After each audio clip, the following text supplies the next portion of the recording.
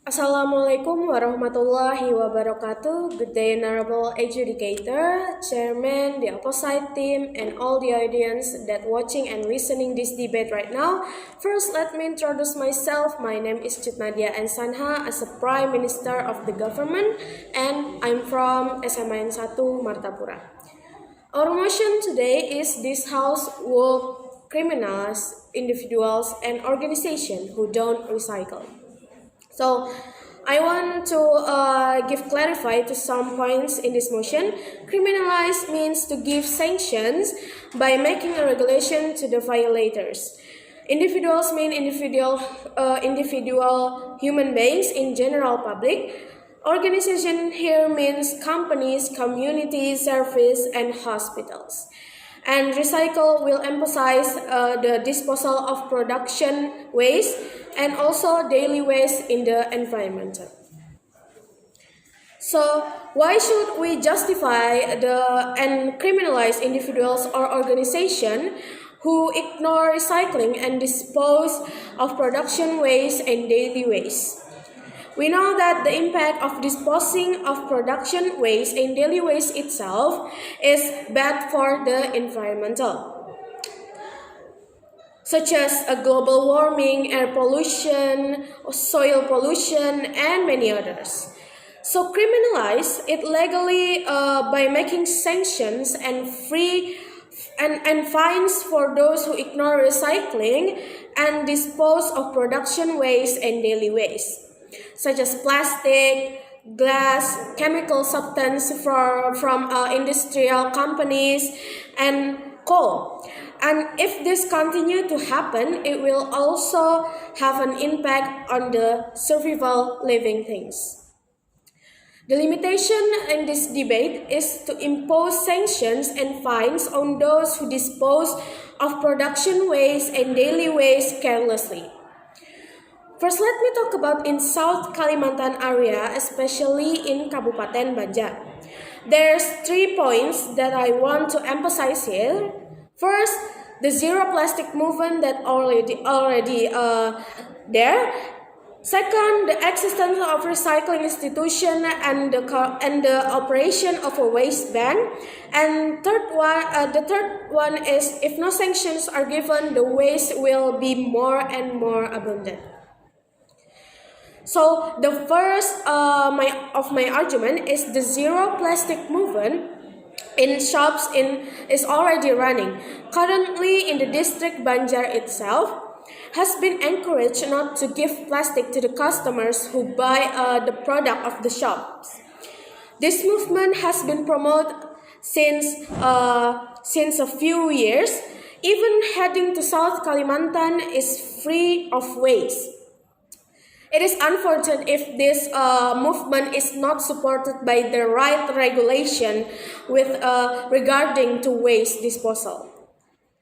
The second one is the existence of recycling institution and the operation of a waste bank.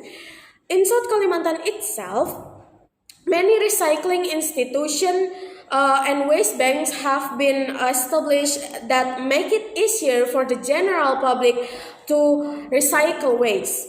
It should no longer be necessary to dispose of waste carelessly. This can be supported by the regulation that will be made regarding sanctions and fines if the community and companies don't care about recycling of production and daily waste and instead throw it into the environmental. Disposal of production waste and daily waste into the environment will also damage the existing ecosystem. This will also have an impact on health, economy, and others. So we talk about in the health sector. We know that there is still many rivers in South Kalimantan that cannot be called as suitable rivers for consumptions or even to other daily activities because of the waste that is dumped there. Moreover, many of our people live in the river areas. This will definitely have an impact on public health. The number of skin diseases such as itching, diarrhea, and even respiratory problems will increase in our community. The second one is economic sector. We know that South Kalimantan is trying to build tourism to boost the economy of the area. If waste is scattered everywhere and there's no regulation regarding sanctions and fines, it will certainly hamper the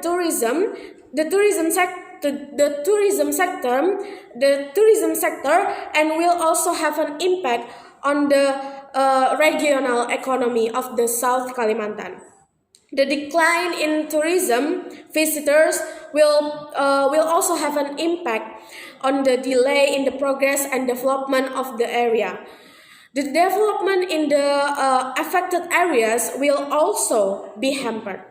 The third of my arguments, if no sanctions are given, the waste will be more and more abundant.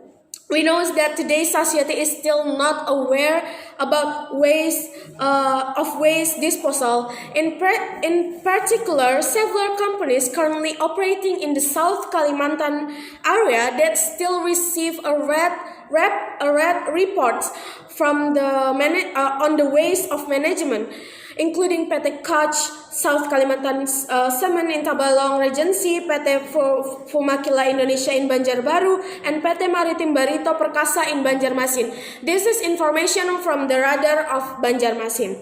So socialization it with management to the general public alone is not enough to stop or even reduce the number of individuals or organizations that dispose of production waste and daily waste carelessly and don't care about recycling the waste itself.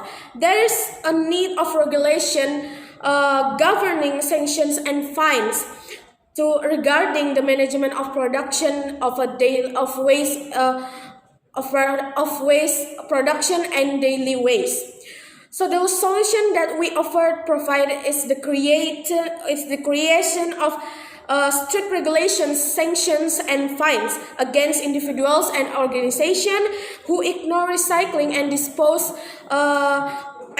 of production and waste and everyday waste carelessly. With the availability of facilities and infrastructure from the local government, with all forms for the zero plastic movement that have been implemented, there is actually no longer any reason to not recycling and pollute the environmental with the production waste and daily waste.